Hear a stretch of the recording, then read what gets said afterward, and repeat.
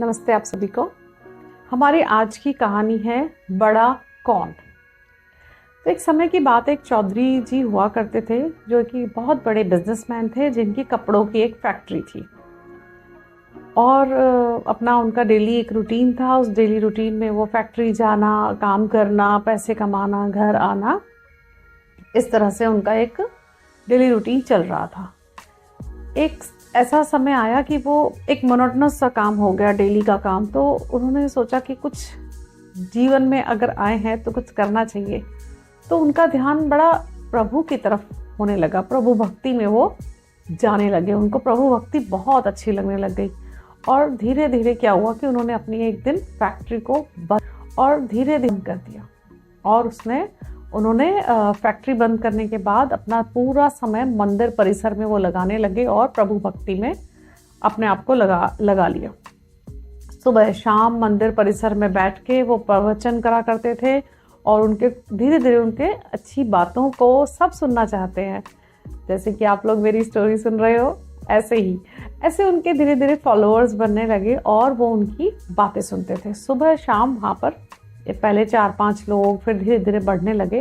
तो ऐसे एक दिन था जब वो अपने फॉलोअर्स को अपनी अच्छी बातें बता रहे थे। तो उन्होंने बोला, आज मैं आप लोगों को एक ऐसी बात बताता हूँ कि एक ऐसा घटना हुई मेरे जीवन में जिसने मुझे प्रेरित किया बिजनेस को छोड़ के प्रभु भक्ति में आने के लिए।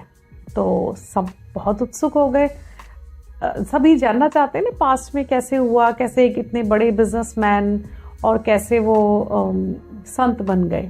ठीक है, तो उन्होंने बोला, एक बार मैं ऐसी एक फैक्ट्री में, अपनी फैक्ट्री में ही बैठा हुआ था और वहाँ पर मैंने देखा अचानक से घायल कुत्ता आया और वो अपने आप को घसीट कर ला रहा था। उसके तीनों पैरों में चोट लगी हुई थी। ऐसा लग रहा था जैसे वो किसी गाड़ी के नीचे आके उसके पैर कुचल गए, उसको बहुत चोट लग गई।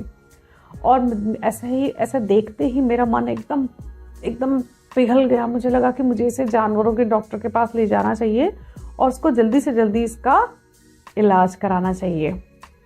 मेरे मन में जैसे ये विचार आया और उसके नेक्स्ट पल ही मुझे ये विचार आया कि भगवान भी तो इसके लिए कुछ करेंगे, तो इसको खाना कैसे मिलेगा, कौन इसको खाना देगा।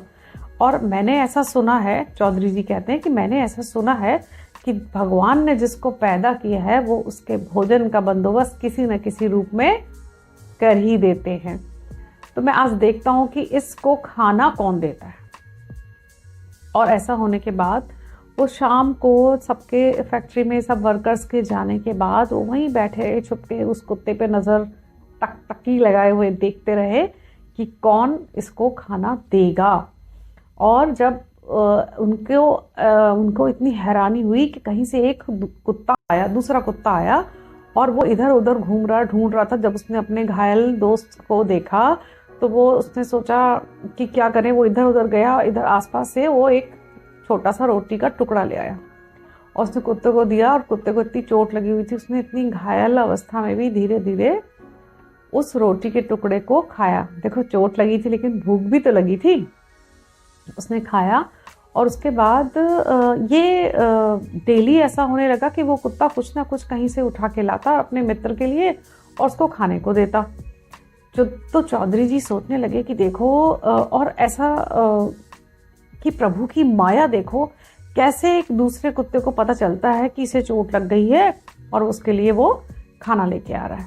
और यही वो घटना थी जिसने चौधरी जी को बिजनेस छोड़कर संत बनने के लिए प्रेरित किया। मतलब कि जब सब प्रभु ही करते हैं तो फिर हम इतना हाय क्यों इतना पैसा काम इसमें लगे हुए हैं। हमें प्रभु भक्ति में अपना मन को लगाना चाहिए।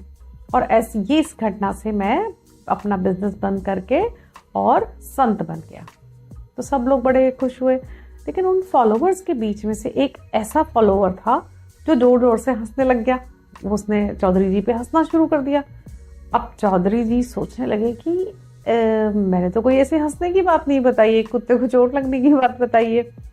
तो उन्होंने बड़े शांत स्वभाव से, शांत मन से उस फॉलोवर से पूछा कि भाई क्या बात होगी, इतना हंस क्यों रहे हो। उसने बोला, मैं इसलिए हंस रहा हूँ कि आप आपने अपनी फैक्ट्री बंद की, आपकी फैक्ट्री बंद करने से आपने कितने लोगों का घर का जो खर्च था वो सब बंद हो गया, ठीक है।